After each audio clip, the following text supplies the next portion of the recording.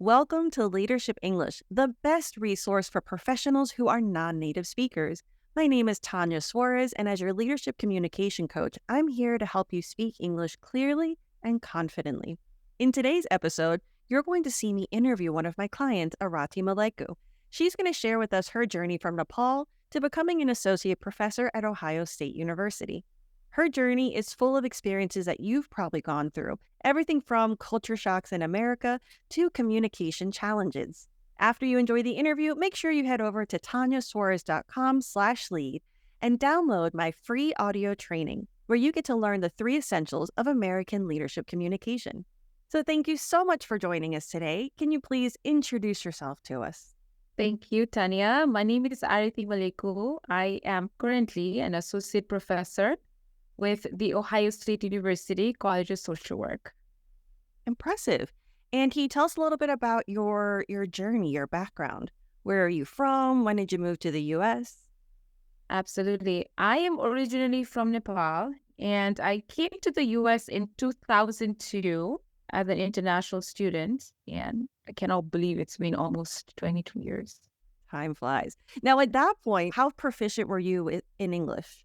I mean, in Nepal, I thought I was very proficient in English because we learned English in school, part of the curriculum from an early age. So, but once I got here, sort of like feeling like myself in English, it's taken a while, and I think it's still been an ongoing process.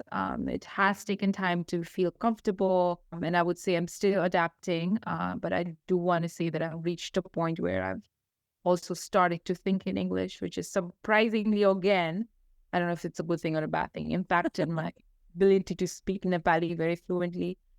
I know it's more comfortable to speak in English, especially in formal situations than Nepali. Conversation in Nepali, I think I do okay, but if I'm asked to give a formal speech or, then it gets a bit difficult. And I think might be with education and professional career. So that shift has been both fascinating and challenging as I sort of navigate these 2 languages. I do want to, though, add that I think in English, but my dreams often are still in Nepali. And then if there are times when it's stressful, I still go back to Nepali as well. So what I found was, thinking in English, but it really suggests that have sort of become a little more proficient in English, but you still have these deep-rooted cultural linguistical ties, right, to Nepali that remain strong, which is great. And often, as they say, like dreams often reflect our subconscious mind, really Spoken like a true academic. all of that. So it's this duality, I think, is very interesting, and I guess it just highlights the complex and ongoing process of navigating between like different languages and cultures. For sure. And I feel like for me in my dreams, it depends on who else is with me in the dreams.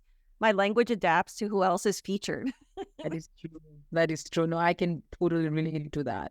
Right? Like if my mom's in my dream, it's in Spanish. If my wife is in my dream, it's in English. So it changes depending on, it accommodates the guest. Right. No. I can totally relate to that. Yeah. But you know what? I'm glad that you said what you mentioned before about there are certain things that you're even now more comfortable in English, because I feel the same way. I feel like conversationally, I'm super comfortable in Spanish. But if I had to go on stage and talk about my career or my work, I would feel a lot more comfortable in English. Might also the technical jargons and that Yes. we use a lot in our careers and fields. And so it just makes it difficult to translate that into a different language. So you mentioned that you moved to the U.S. for college. So do you remember what were some of the first culture shocks of being in them? It could be language or American culture in general. Absolutely. I think I still go through some of those cultural shocks. On a positive side, I was pleasantly surprised by how people were so friendly and open. Like strangers often greeting one another to start conversations. Indeed, it felt welcoming, and but it did get some time getting used to that. Professionally, I was surprised by a very direct communication style, more straightforward. I think some of the funny moment is when, you first encounter with American sarcasm, sort of jokes, and I couldn't tell if people were serious or joking. Um, Because of like the tone, you're like, yeah, it was like, well, was he serious? Was he joking? Like, so and I think there's still times when I don't completely understand. sarcasm's Uh, tricky. it's been a journey of learning and adapting, and also like sort of like finding humor in the unexpected. I think, yeah, sometimes I don't understand, and it's okay. Humor's hard because it's not It's hard. language, it's then the country and the region. Because there are some regional jokes that people will use in the Midwest that aren't used as often in the South, or things of that nature, where it's you really have to know the culture.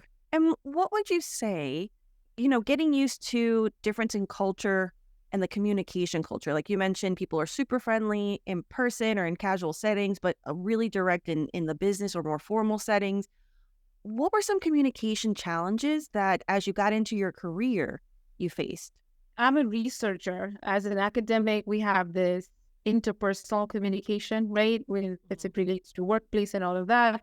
But then there's also this written communication, and we teach a lot. I sort of have developed this strong knack for writing, and I always have felt I'm better at writing than speaking, because I think in academic writing, it's more about structure and clarity, all of those things. But interpersonal communication can be challenging when you sort of are navigating cultural differences, again, interpreting nonverbal cues, understanding jokes, and all of that.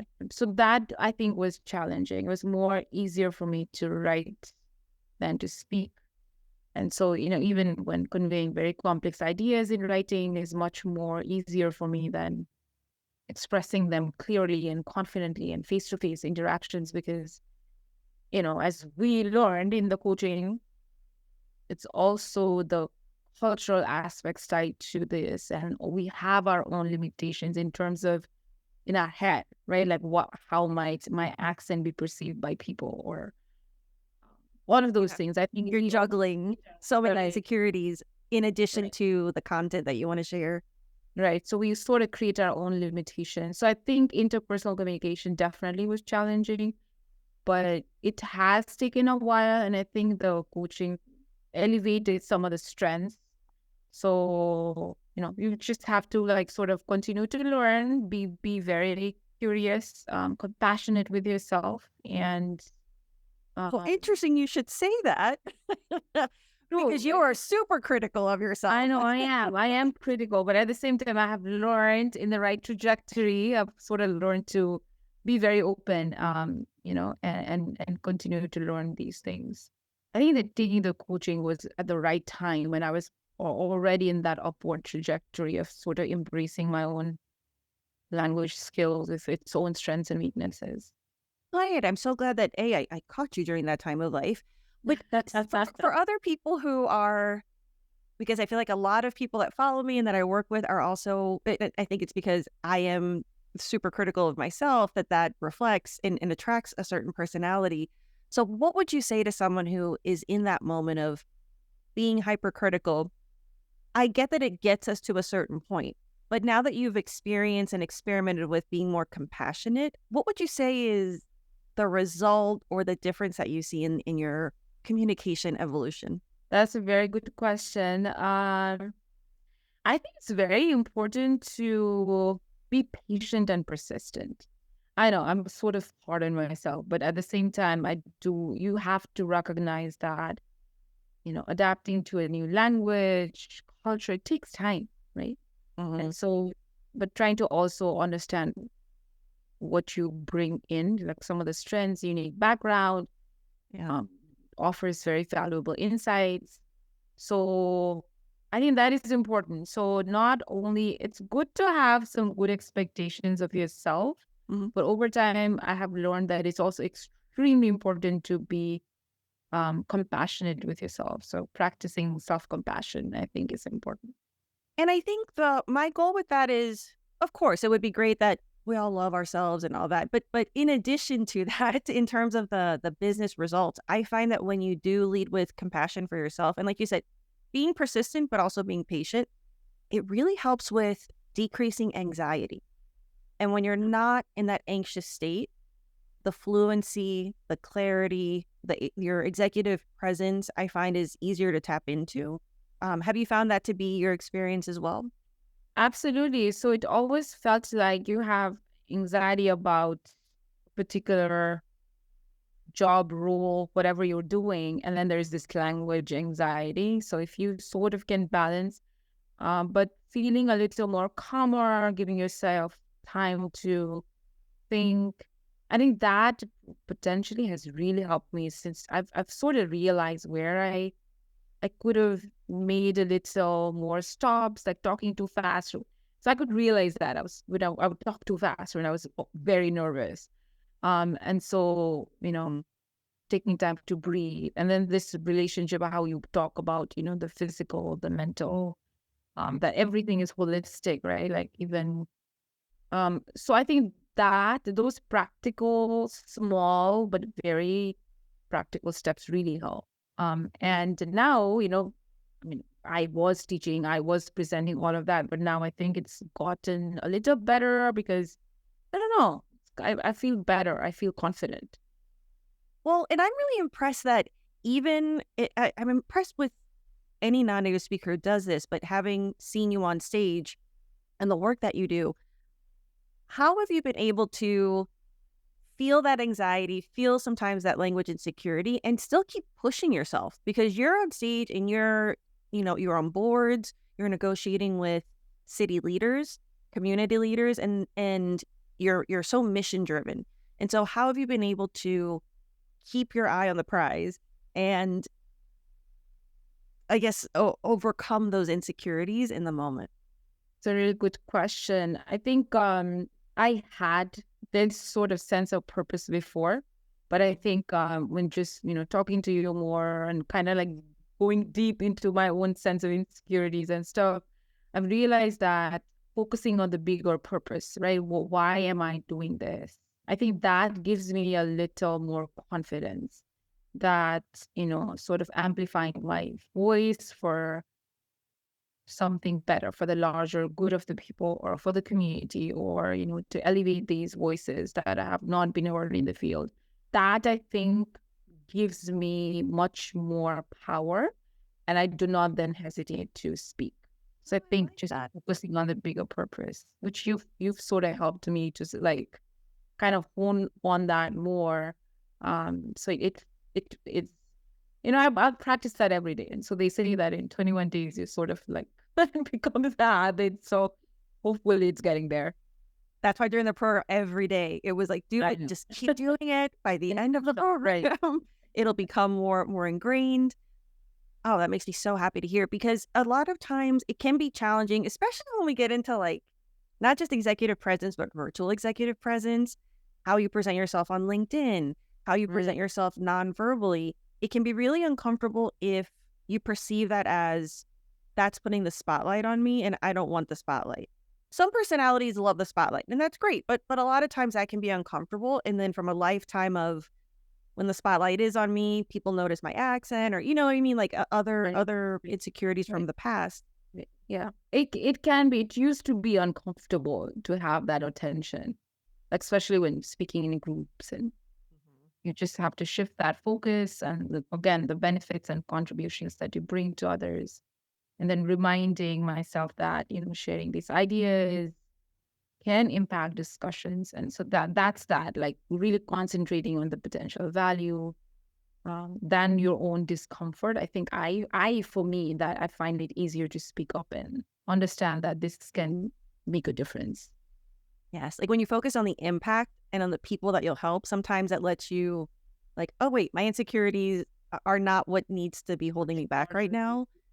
I have the opportunity. And you and I have talked a lot about not only being minorities in most of the rooms that we're in, but also the gender aspect, the difference in communication, not only culturally, but then you also have the gender differences and then the American differences. So it's really so multifaceted and multi-layered. Something that I thought was really powerful for you was learning how to interrupt. So can you tell me a Yeah, little bit about how that's helped you show up in meetings differently? I know it's been very interesting because before, I used to get very frustrated. It's like, what is this? I can't, like, you're trying to like raise hands, but nobody's looking at you. But I think, like, some of the videos that you shared and things that we've discussed, and how politely yet very confidently you can sort of pause people. Let me pause you there for a minute and sort of like take that charge to focus on that discussion.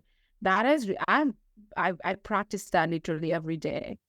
So good. And yeah, there's been times where I'm the only woman of color um in the room, and have to stay well prepared.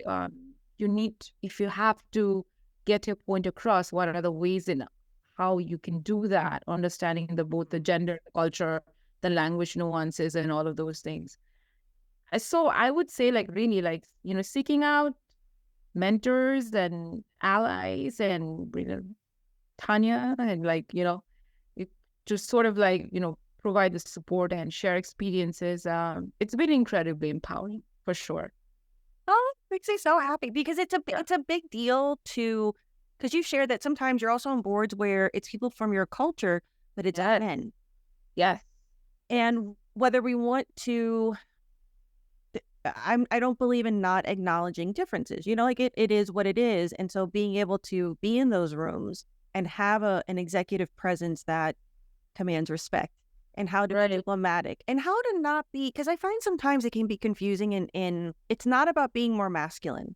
It's about being yourself, but being it in the most confident, authoritative when needed, diplomatic when needed, persuasive when needed, like really leaning into, which is why when we start the program, like it's about who are you? First, you need to know who you are and who you want to be so that then you can be that in different versions of yourself in different situations. True. I agree. I think I've worked on developing that sense of self-belief, and I think the program has helped to challenge any doubts or imposter syndrome that arise over and over again across people. Is imposter syndrome something that, like in going through this process, did you identify, was it imposter syndrome? Or because I find with non-native speakers, it can be a little bit confusing on, is it imposter syndrome or is it language insecurity? Like for you, what do you feel? Was it 50-50? Was it more one or the other? I think it was more, I think it was probably 50-50.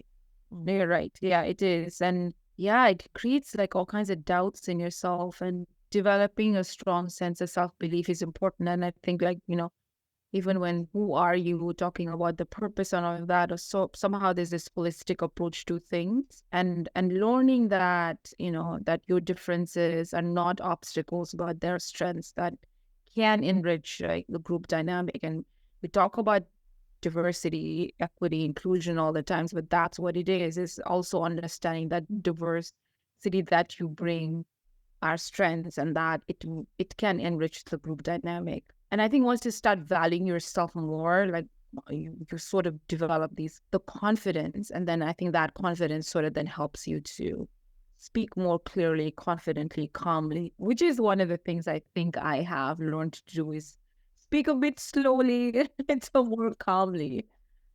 Because yeah, when I used to get nervous, I used to speak very, very fast. It makes a huge difference just to give yourself that time to breathe. I think something else with you touching upon DEI, diversity and equity and inclusion, it can be challenging when you do have, I find that having diverse perspectives is great. However, the challenge for the person who is the diversity is with communication, being able to communicate in a way that connects with people. And so I find that, for example, coming from certain cultures where you're more descriptive and flowery, this is where we're getting into the triangle method of you want to make an impact, but when you're communicating in a way that's counter to the culture that you're trying to connect with, as you may have experienced, you lose, whether it's opportunities, or you lose the opportunity for creating more empathy or sympathy. So how has it been for you realizing how important it is for American communication to get to the point first? I know it's been a learning curve, and it's really been pushing me to be more concise and prioritize key information. Yeah, this is probably by far the triangle approach. I think that's by far the best thing I've learned. It's so simple, but it's I know it's so simple yet extremely difficult, yeah. because as a non-native English speaker, storytelling is very circular. background details leading up to the main point, but it's exactly different here in English speaking context. So very linear, direct. And I think the triangle approach has sort of helped me understand things more clearly myself and making it more concise and prioritize key information to others. So I that's definitely helped a lot to sort of enhance my communication skills, and also be aware of how different cultural norms shape storytelling. It's a continual process. When you first have that realization, I find that most people's reactions are like, "Oh, that's why people kind of stop listening to me," or you know what I mean? When you can tell when you lose an audience's attention. You're like, "Oh, it wasn't my English at all. Your English is perfectly clear, but rather it's the vehicle, the story." Right. And it's this is sort of even so funny now that I know this. When I'm even speaking with others and listening to something, I can totally tell, okay, not the triangle, it has to be the triangle. But it's something so cool that you can catch because Yeah. before you didn't know, and I find that it feeds the language insecurity because you immediately think, "Am I not speaking clearly enough? Is it what I'm saying?" So now that you know, you're not only more confident about your English, but you realize like, "Oh, I can fix this.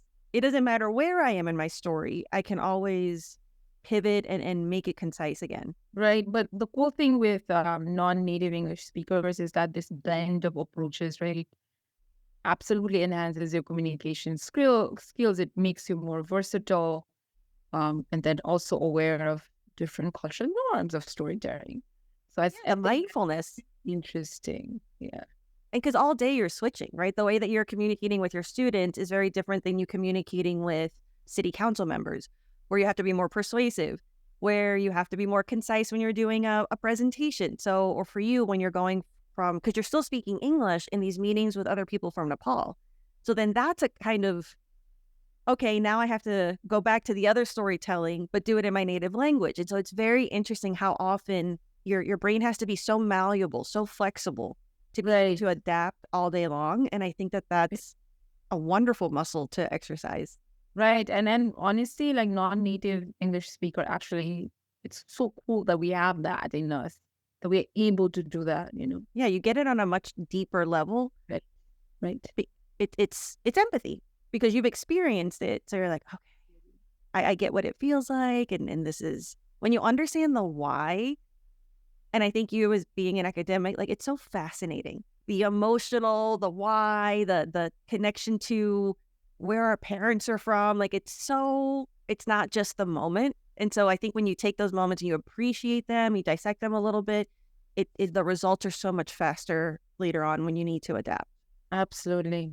So how would you say, circling back to work, how would you say that your experience as a non-native speaker has influenced your approach to research and to your academic life?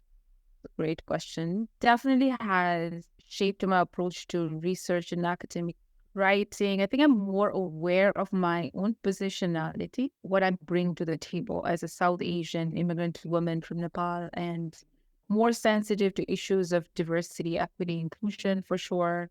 I've definitely have become more meticulous with language use, paying very close attention to style and clarity to ensure precision, persuasion, ease of understanding, but also making sure that my writing amplifies diverse voices.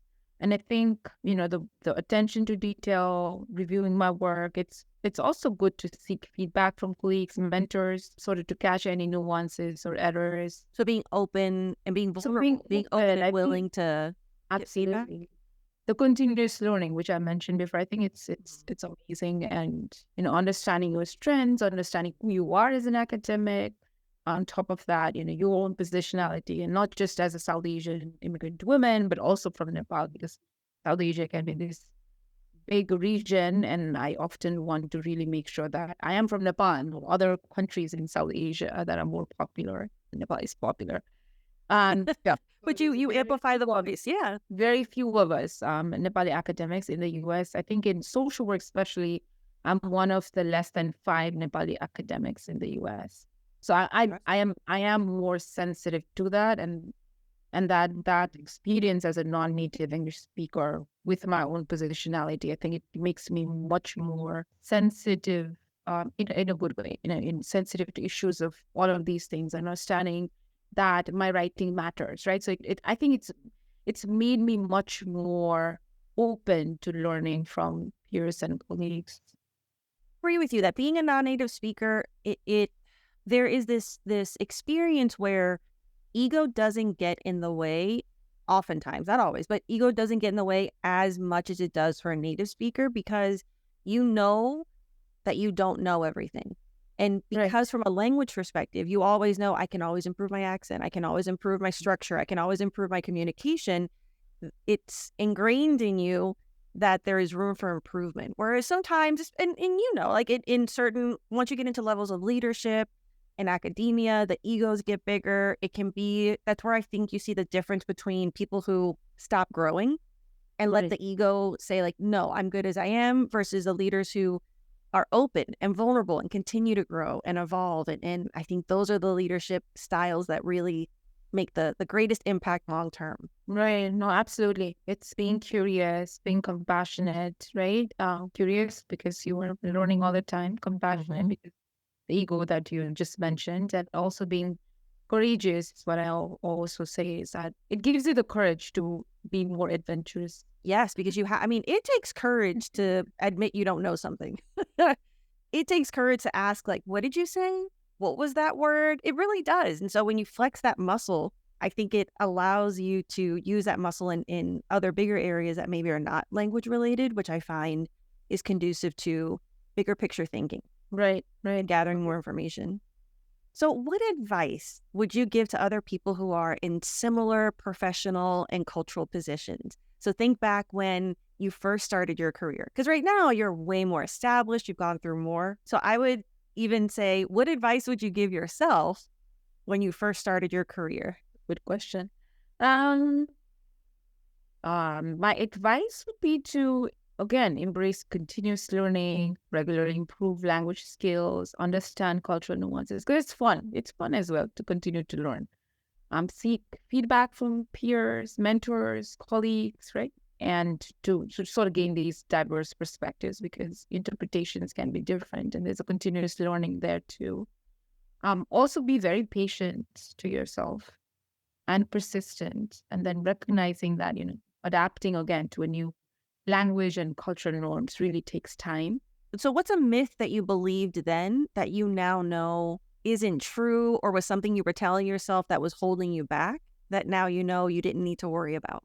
Yeah, I think there's just this, I think for people, non-native English speakers, there's just this like the onus that we put on ourselves, the burden that we put on ourselves to, I think you just want to prove yourself continuously in many different levels.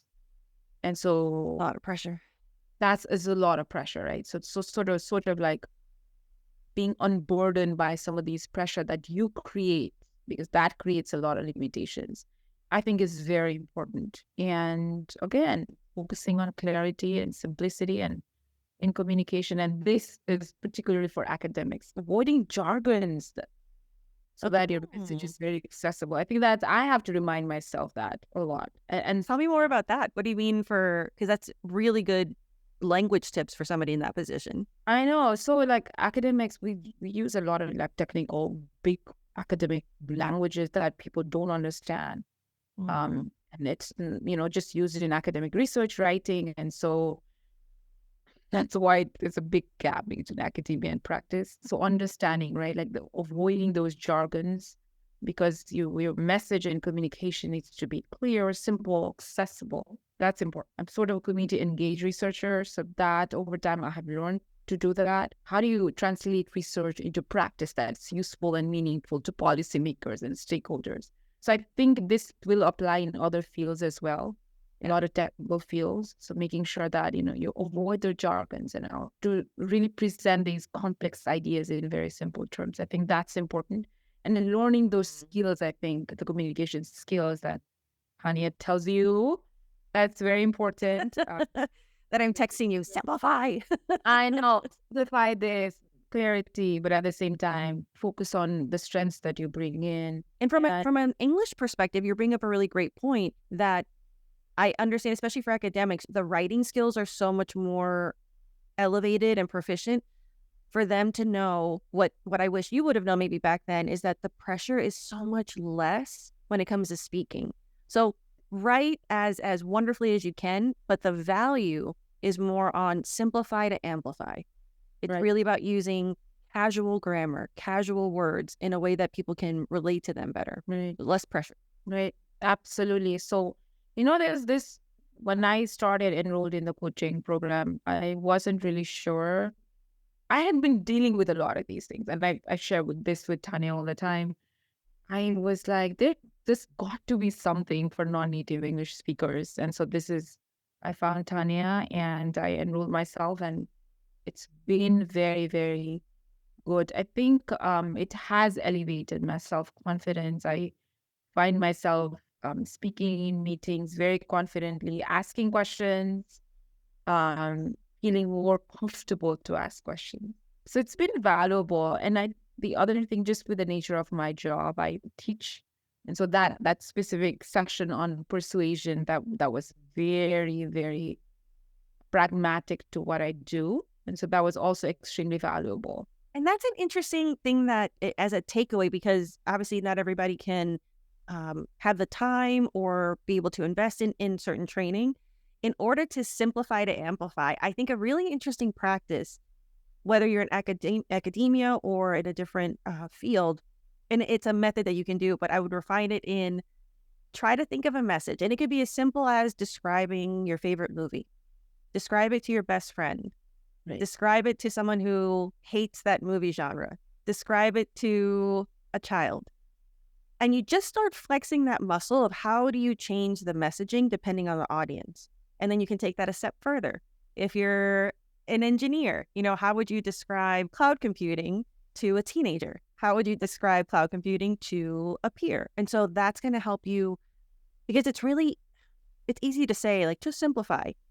But as you know, it is much easier said than done because not only are you trying to translate the simplicity, because sometimes I feel like you might switch to your native language when you're trying to process all that. And so you have to feel that. You have to catch it. Of like, am I translating again? How can I improve that process to be faster, to be simpler? And so really practicing in low pressure situations so that you can do it. For example, for you, being able to explain it in a presentation, but then when you have Q&A with the community, you have to switch up the way that you present that exact same information in the same hour. Mm-hmm. So that would be something I would recommend is take it on your own. And I would even recommend recording yourself because when you hear it, you're like, what am I doing? I know. So this was the only time because you don't want to hear yourself, right? So we're doing all these exercises. I did. I was like, oh, okay, this is where I did not do this, and yeah, It's so clear. When you hear it and you allow yourself, really when you know what you're looking for, because it's not just record or record. It's record and then like we're looking for certain strategies. You hear how easily you could make a couple of changes and then the message is clear. I find that the results, you can implement it. It's not theoretical. It's really pragmatic. Like you said, it's use it immediately the next day. absolutely. And I think for most time, the reason we don't hear ourselves is because we avoid being too critical, rather than taking it a little more positively and saying, this is a continuous process. Let me hear this. Let me make these course corrections. And it's So that was probably the first time I ever went back and heard myself, but I'm glad I did. Yeah, so recording yourself, it'll feel like torture at first, but it speeds up the process. And I do this with every client, and it can be as simple as recording one sentence per day. It just frees you from the fear. No one's going to criticize you like you criticize yourself. That's true. That's the other thing. People are not thinking that hard. Yeah. And I do see that with a grain of salt because, there are things where people do, perceive you in a different light if you look different, talk different. All of that is there. But I think even then, to finding comfort and, feeling comfortable to who you are and what you're speaking, I think that's important. It definitely gives a lot of confidence. Yeah, and it helps you see that oftentimes, and I get what you're saying, like there's always going to be a certain level somewhere of discrimination. So it's not about, there's nothing we can do about that. But I find that when there is, I would say, someone's hesitant to work with someone from a different culture or country, when the fear is that it's my accent that they don't like, in my experience, it's not the accent, it's the clarity in the messaging. And now that you see, like, once you realize, oh, my structure is overly complicated, so they don't understand me. It's not Right. your English, it's that they don't understand your message. That's something you can work on. And it's so empowering when you realize it's not about my culture, it's not even about my accent, it's about communication. I find that to be liberating in a very empowering way. Completely agree. And it's almost now, and I have an accent, and I'm comfortable with that because that's who I am. Yeah. It's not But about on the accent, it's the clarity. right, it is the clarity and it's the communication style, the way you present. I think that makes a lot of difference. And there are certain moments where, sure, if and that ties back to clarity, right? Where if a certain sound isn't coming out clearly and it's a high frequency sound that you need, for example, the TH in American English or the R, if it's causing confusion, then great. You work on that sound for the particular words that you have. But a lot more often than not at this level, it's about intonation, it's about confidence and delivery, and it's simplifying the structure of the message. So I find that a lot of times non-native speakers in leadership positions, you don't know where to put your effort. You don't know where to, like, what is it that I'm doing that is holding me back from those higher positions or those moments, which is hopefully what you were able to discover working together and feel unburdened by now. Absolutely. I feel much better for sure.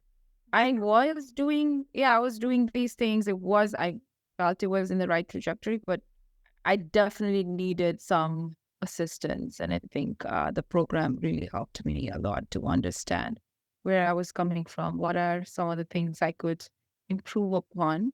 And that has been very helpful. So thank you. Oh, well, thank you so much for spending this time with us. Make sure that you follow Arati on LinkedIn to learn more about academia and social work.